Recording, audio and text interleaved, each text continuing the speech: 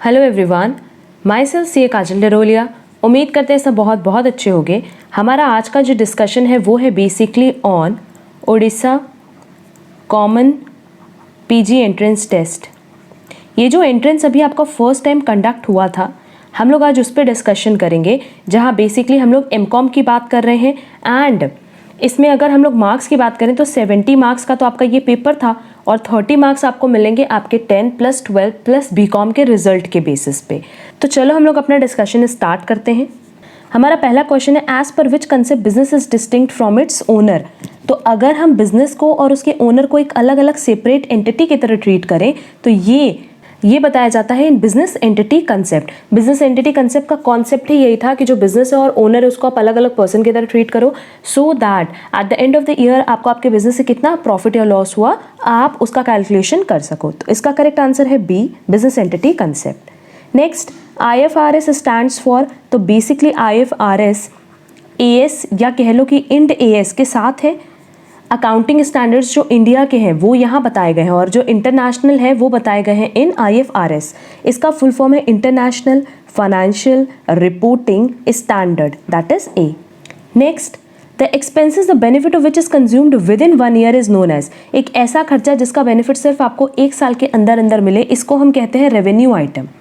और इसीलिए हम इसको कहाँ रिकॉर्ड करते हैं, ट्रेडिंग PL में।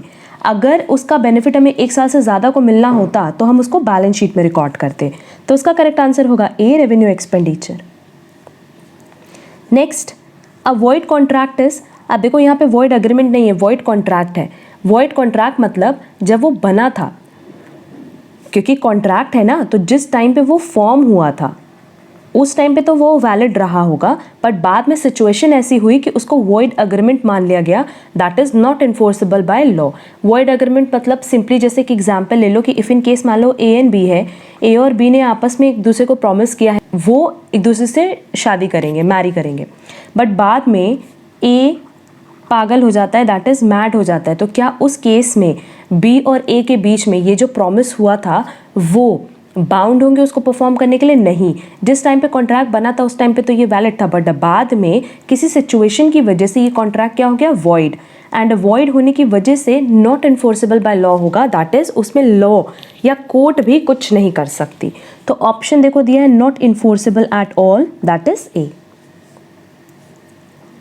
Next, which is odd one out, specific goods, future goods, ascertain goods या अनएसर्टेन गुड्स। अगर हम बात करें स्पेसिफिक की, एज सर्टेन की, अनएसर्टेन की, तो ये तीनों होते हैं एग्जिस्टिंग गुड्स। मतलब जिस पॉइंट ऑफ टाइम पे कॉन्ट्रैक्ट हो रहा है उस पॉइंट ऑफ टाइम पे ये गुड्स एग्जिस्ट करते हैं। बट फ्यूचर गुड्स क्या होते हैं, जो बनाने होते हैं फ्यूचर में। फ्यूचर गुड्स वो गुड्स होते हैं जो बने हुए नहीं होते हैं, बट कॉन्ट्रैक्ट होने के बाद उनको मैन्युफैक्चर किया जाता है। तो इसका करेक्ट आंसर होगा B, ऑड वन आउट पूछा था। Next, which of the following is not an essential element of partnership. Not an essential element पूछा है। एसोसिएशन ऑफ 2 और मोर पर्सन होते हैं, म्यूचुअल एजेंसी होगा। म्यूचुअल एजेंसी मतलब क्या, जहाँ पे प्रिंसिपल एजेंट का रिलेशनशिप होता है, किसके बीच में, पार्टनर्स के बीच में। Result of an agreement, agreement की वजह से ही पार्टनरशिप बनता है।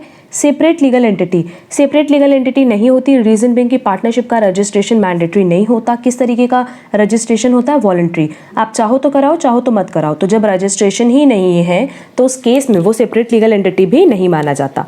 पार्टनरशिप को माना जाता है किससे, उसके पार्टनर्स से। तो इसका करेक्ट आंसर होगा D। Next, the excess of called up capital over paid up capital. जितना मांगा गया अगर वो ज़्यादा है किससे, पेड अप से, तो इसको हम क्या कहते हैं, calls in advance. Next, 2 companies A Limited and B Limited go into liquidation to form a new company called C Limited. It is a case of जब 2 कंपनीज लिक्विडेट हो रही है और एक नई कंपनी बन रही है, तो ऐसे प्रोसेस को हम कहते हैं external reconstruction, that is B। Next, minority of the subsidiary company is entitled to. Subsidiary company basically 2 company होती है, होल्डिंग सब्सिडरी। होल्डिंग कंपनी वो कंपनी होती है जो सब्सिडरी पे कंट्रोल करती है। तो अगर मान लेते हैं कि होल्डिंग ने 60% शेयर होल्ड करके रखा है सब्सिडरी का, तो ये 60% किसका है, होल्डिंग का, एंड 40% किससे बिलोंग करता है, माइनॉरिटी से। क्लियर, ये इन शॉर्ट हम बता रहे हैं। तो इस माइनॉरिटी को हम लोग कहाँ दिखाते हैं, बैलेंस शीट में दिखाते हैं। ये किस तरह का प्रॉफिट हो गया? ए कैपिटल प्रॉफिट, क्योंकि बैलेंस शीट आइटम है ना, और बैलेंस शीट आइटम मतलब कैपिटल आइटम, तो इसका करेक्ट आंसर होगा A. Next, a private company can have a maximum of dash members 200 as per companies act 2013, that is D. Next, annual general meeting AGM must be held by every public company, every private limited company, every one person company और every company other than one person company and small company, but obviously क्योंकि as per Companies Act 2013 AGM held होता है हर company के through, बस one person company को नहीं करना होता, रीज़न बीइंग कि वहाँ एक ही पर्सन है तो वो मीटिंग कैसे हेल्ड करेगा, एंड स्मॉल कंपनीज को भी AGM हेल्ड करने की रिक्वायरमेंट नहीं है। Next, which of the following is not a characteristics feature of a private limited company. अब प्राइवेट लिमिटेड कंपनी का पूछा है तो it restricts the rights to transfer it shares, ये तो फीचर है। It limits its membership to 200, ये भी फीचर्स है। And it prohibits any invitation to public to subscribe its security, ये भी इसका फीचर है। But it has a minimum paid up share capital of 1 lakh, ये पहले इसके फीचर्स में आता था, बट बाद में कंपनीज एक्ट 2013 में उन्होंने क्या किया कि minimum paid up share capital की कोई रिक्वायरमेंट उन्होंने रखी ही नहीं है, तो इसका करेक्ट आंसर होगा C. Next, the process of finding and attracting capable applicant for employment is called recruitment, selection, placement और ट्रेनिंग। जब एक ऐसा प्रोसेस जहां हम लोगों को फाइंड आउट कर रहे हैं सो दैट हम उनको अपने यहाँ जॉब पे अपॉइंट कर सकें, इस प्रोसेस को हम कहते हैं recruitment. Next, which of the following is not a method of performance appraisal. अगर परफॉर्मेंस अप्रेजल की बात करें तो ranking method and essay method, ये दोनों उनके ट्रेडिशनल मेथड है। सेल्फ अप्रेजल ये मॉडर्न मेथड है, तो इसका करेक्ट आंसर होगा mentoring, that is C.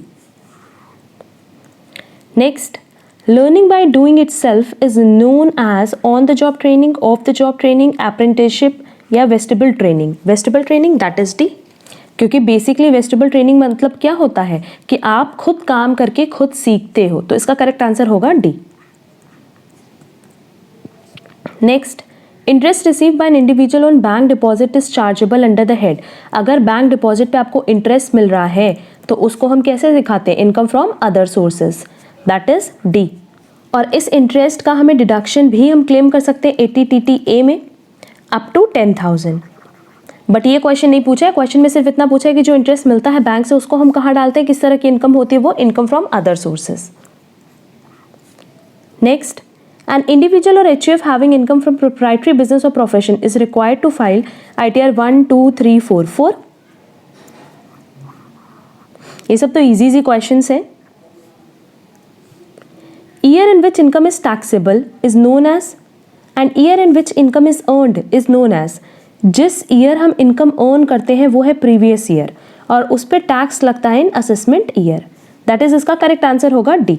Next, proportional allotment of cost of item to cost centre और cost unit is called as. Basically इस पूरे प्रोसेस को हम कहते हैं कॉस्ट अलोकेशन। एंड अगर क्वेश्चन नंबर 19 देखा जाए तो ये रॉन्ग है, क्योंकि क्वेश्चन इन्होंने कुछ और पूछा और आंसर ये किसी और ही क्वेश्चन का दिए हैं, तो इस क्वेश्चन पे सबको मार्क्स अलॉट किया जाएगा, बट इसका करेक्ट आंसर होगा cost allocation. Next, strategic planning differs from operational planning as strategic planning focuses on. अब देखो, अगर ऑपरेशनल प्लानिंग की बात करें तो ये नेक्स्ट ईयर तक फोकस करती है। अगर स्ट्रैटेजिक प्लानिंग की बात करें तो इसमें जो हम प्लानिंग करते हैं वो कम से कम 3 to 5 ईयर्स को ध्यान में रख करके प्लानिंग करते हैं, और ऐसी प्लानिंग होती है जो अगले 3 से 5 साल तक हमें बेनिफिट देती है। तो ऑपरेशनल प्लानिंग बेसिकली क्या है? Future course of action. And strategic planning क्या है? Long term perspective. तो करेक्ट आंसर होगा B, long term perspective. Next, which of the following concept in motivation has been given by Victor Vroom? Instrumentality, equity, parity or characteristic? A. Which of the following method of valuing material issues is suitable at the times of raising prices? अगर price rise के time suitability की बात करें तो LIFO, that is B. अब देखो, question number 23 वही question पूछा है, proportional allotment of cost of item to cost centre cost unit is called as cost allocation, that is A. तो उन्होंने क्वेश्चन नंबर 23 वहाँ टाइप किया है, बट आंसर किसी और ही क्वेश्चन का है। Next, the technique and process of ascertaining cost is known as costing, that is D. Next, the compound interest on a sum of ₹10,000 in 2 years at the rate of 4% per annum is। Compound interest पूछा है, formula देख लो compound interest का, सीधे सीधे formula apply करेंगे, P1 + R divided by 100 to the power n number of years minus principal. तो देखो principal कितना दिया है 10,000, रेट कितना दिया है 4% और एन कितना दिया है 2 years। तो इस फॉर्मूले पे बेस्ड जब हम कैलकुलेशन करेंगे तो मेरी ये वैल्यू आएगी 10,816 और हमने लगाया कितना था 10,000, तो जो डिफरेंस है वही तो इंटरेस्ट है, that is B. Next, a square matrix in which all elements above or below the principal diagonal are zeros and the rest are non-zeros is called।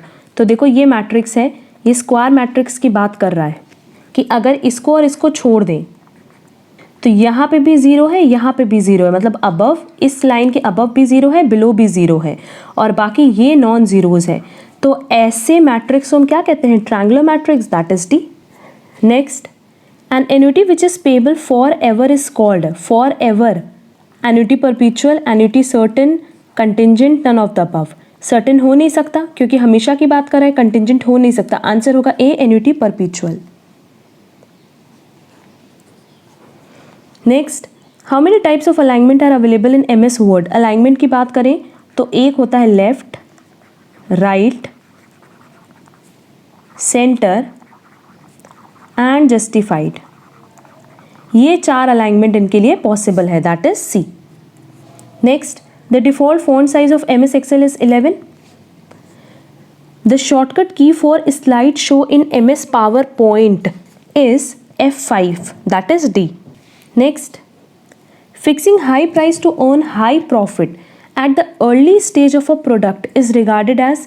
अगर आप हाई प्राइस रख रहे हो सो दैट आप high profit earn कर सको, और वो भी कब? Early stage of a product, जब आपने प्रोडक्ट मार्केट में लॉन्च किया तभी की बात कर रहे हैं। तो पेनिट्रेशन प्राइसिंग तो होगा नहीं, skimming prices, that is B, क्योंकि स्कीमिंग प्राइसेस की डेफिनेशन ही यही है। Next, which of the following is not covered under macro environment but of a supplier. क्योंकि बाकी अगर सब देखेंगे तो बाकी सब में एक एग्रीगेट की बात किया है या ओवरऑल की बात किया है, बट सप्लायर मतलब हम किसी इंडिविजुअल की बात कर रहे हैं। तो इसका करेक्ट आंसर हो जाएगा डी, क्योंकि डी किस में आएगा? Micro environment. Next, a product adapted to the requirement of an individual is known as.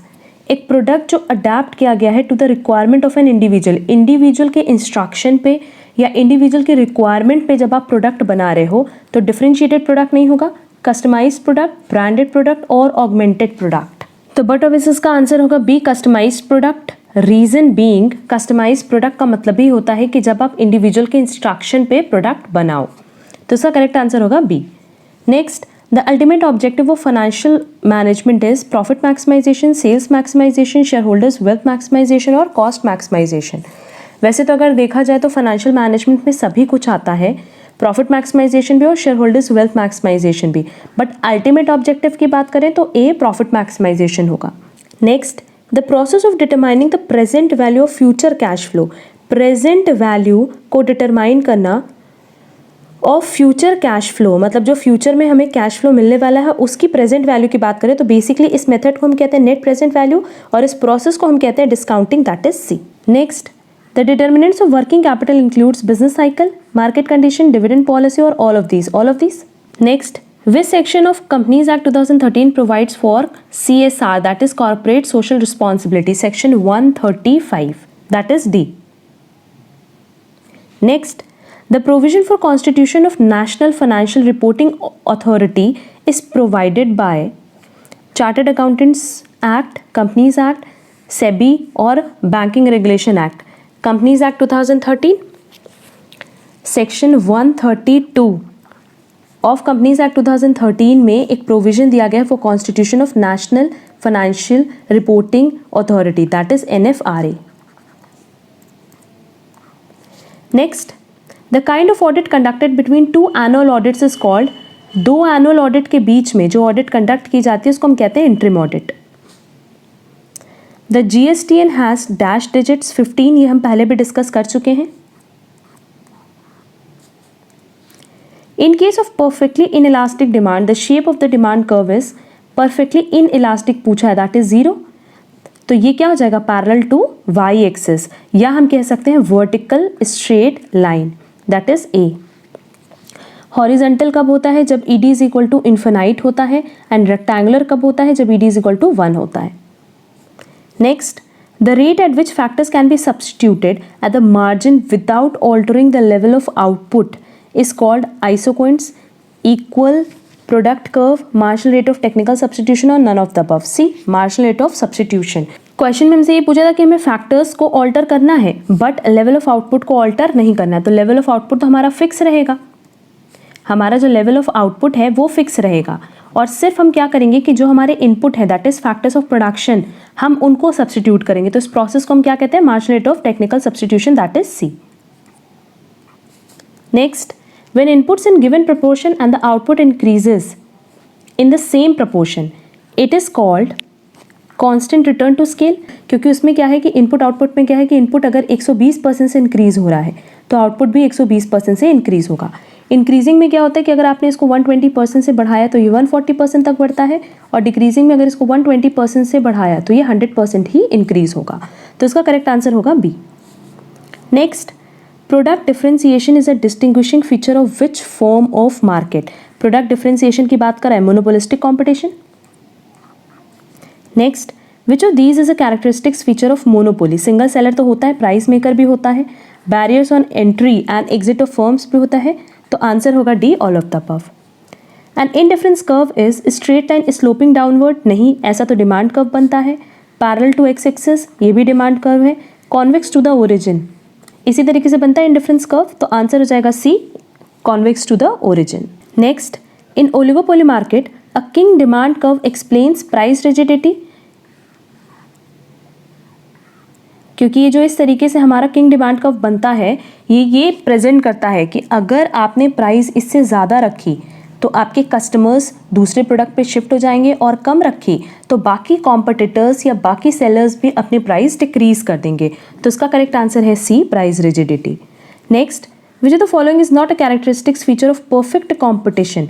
Large number of buyer seller होते हैं, होमोजीनियस प्रोडक्ट भी होता है, फ्री एंट्री एग्जिट भी होता है, बट क्या प्राइस कंपटीशन होता है? नहीं, प्राइस कंपटीशन इसलिए नहीं होता है क्योंकि परफेक्ट कंपटीशन में सब के सब अगर सेल कर रहे हैं तो कोलगेट ही सेल कर रहे हैं, दैट इज एक सिंगल प्रोडक्ट जिसमें किसी भी तरह का कोई डिफ्रेंसिएशन नहीं है, तो वो मार्केट कवर करने की कंपटीशन होती है बट प्राइस कंपटीशन वहाँ नहीं होती। तो इसका करेक्ट आंसर होगा D. Next, monetary policy is formulated by but of RBI. Next, disposable income can be best defined as, disposable income मतलब वो इनकम जो हाउस होल्ड को मिली, उसमें से उन्होंने सारे टैक्सेस वगैरह लेस कर दिए और उसके बाद जो उनकी इनकम बच गई। The actual income received by the households, income received by the household after deducting personal taxes, income received by the resource supplier for the current contribution to production, or none of the above. B. Next, each of the following item is a component of the expenditure approach of measuring national income except personal consumption expenditure होता है, government expenditure, net interest और import भी होता है, तो इसका correct answer होगा C. Next, leakages from the income expenditure stream refer to export, savings and taxes, savings, taxes and imports, that is B. A deep and prolonged recession is called as inflation, disinflation, depression, or none of the above. Depression. An increase in the price of raw material causes dash inflation.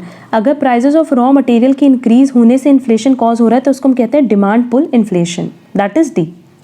Next, if the consumer price index increased from 124 in year 2009 to 130.7 in year 2010, the economy experienced, तो देखो basically अगर हम लोग CPI की बात करें, consumer price index की, तो फॉर्मूला क्या होता है कि जो CPI है करंट ईयर का divided by base year into 100, तो इससे हमें इन्फ्लेशन पता चल जाएगा 130.7 डिवाइडेड बाय 124 इंटू 100। जब हम लोग इसको सॉल्व करेंगे ना तो आंसर आएगा 105.4%। तो बेसिकली अगर देखा जाए तो इन्फ्लेशन कितने का है? 5.4% का, तो करेक्ट आंसर हो जाएगा A. Next, a newly graduated student is looking for a job. This is cyclic unemployment, frictional unemployment, structural unemployment और seasonal unemployment, but of is B, frictional unemployment। इस तरह की जो unemployment उसको हम क्या कहते हैं? frictional unemployment। तो इसका करेक्ट आंसर होगा B। Next, the sum of deviation of items taken from dash is 0। हमेशा ये होता है कि अगर हमने मीन से डेविएशन निकाला और उसका सम किया तो हमेशा वैल्यू कितनी आती है? 0। तो इसका करेक्ट आंसर हो जाएगा A, arithmetic mean. Next, which of the following is a positional average. अगर पोजिशनल एवरेज की बात करें तो हम लोग कहते हैं मीडियन एंड मोड को। और इसमें हमारे पास ऑप्शन दिया है मीडियन, तो करेक्ट आंसर होगा डी मीडियन। ये क्वेश्चन मेरे पास कंप्लीट नहीं था इसलिए हम इसका आंसर नहीं बता पाएंगे। Next, when with decrease in one variable another variable decreases it is a case of, देखो अगर दो वेरिएबल है, ये फर्स्ट वेरिएबल है, ये सेकंड वेरिएबल है, अगर दोनों सेम डायरेक्शन में मूव कर रहे हैं तो उस केस में उसको हम कहते हैं पॉजिटिव कोरिलेशन। मतलब ये इंक्रीज कर रहा है तो ये भी इंक्रीज कर रहा है, ये डिक्रीज कर रहा है तो ये भी डिक्रीज कर रहा है, तो इसका करेक्ट आंसर होगा A positive correlation. But if in case मान लो ए इंक्रीज करता और सेकेंड डिक्रीज करता, या ये डिक्रीज करता ये इंक्रीज करता, तो ये डिफरेंट डायरेक्शन में फ्लो कर रहा है, तो उसको हम कहते हैं नेगेटिव कोरिलेशन। इसका करेक्ट आंसर होगा A positive correlation. Next, the measure of dependency of one variable on another variable is known as, dependency की बात करें तो correlation. Circular test is satisfied by no doubt Fisher's method. Next, the ratio of explained variation to total variation is called as coefficient of correlation, coefficient of determination, coefficient of non determination या coefficient of variation. B coefficient of determination, क्योंकि इसका formula यही है कि explained variation divided by total variation. Next, when the new indices are to be spliced with the base year of the old indices it is a case of forward splicing, क्योंकि यहाँ देखो बोला है कि new indices को स्प्लिस्ट किया जा रहा है with the base year of the old indices. अगर इसका वाइस वर्सा होता तो आंसर होता बैकवर्ड स्प्लिसिंग, पीछे से स्प्लिट करना। बट यहाँ क्या है कि न्यू इंडिसेस को आप स्प्लिस कर रहे हो into with the base year of the old indices, मतलब आपने बेस क्या रखा है ओल्ड इंडिसेस को, और उसके बेसिस पे आप न्यू इंडिसेस बना रहे हो, तो उसको हम कहते हैं forward splicing, that is A. Next, in which year planning commission of India was replaced by NITI Aayog, 1 जनवरी 2015, तो इसका करेक्ट आंसर होगा B 2015। Next, world trade organisation came into force in 1995, that is D. Next, balance of trade deals with, अगर balance of trade की बात करें तो ये export and import को डील करता है, और वो भी एक्सपोर्ट इम्पोर्ट कैसे, both visible and invisible item, that is B. अगर ये बैलेंस ऑफ पेमेंट होता तो वहाँ सिर्फ विजिबल आइटम होता, बट बैलेंस ऑफ ट्रेड है तो दोनों आइटम होगा। Next, economic globalisation includes globalisation of market, investment, production, all of the above, all of the above. Next, the interest rate at which RBI provides overnight liquidity to bank is known as, RBI दे रहा है किसको, commercial bank को, तो ऐसे rate को हम कहते हैं reverse repo rate, that is B. And last है, which of the following is not an instrument of monetary policy, open market operation है, बैंक रेट भी है, कैश रिजर्व रेशियो भी है, बट टैक्सेशन की अगर बात करें तो ये कोई मॉनेटरी पॉलिसी नहीं है। क्लियर? ये 70 क्वेश्चंस आए थे आपके पेपर में जो कि कॉमन पीजी एंट्रेंस टेस्ट के थे, तो ये 70 क्वेश्चंस हमने डिस्कस कर लिए हैं कम्प्लीटली। अगर इनमें आपको कहीं पे भी कोई प्रॉब्लम होगी तो आप कमेंट बॉक्स में कमेंट करके ज़रूर पूछना, और कमेंट बॉक्स में कमेंट करके ये भी बताना कि आप लोगों के कितने आंसर्स करेक्ट हुए हैं। आज के लिए बस इतना। Thank you so much.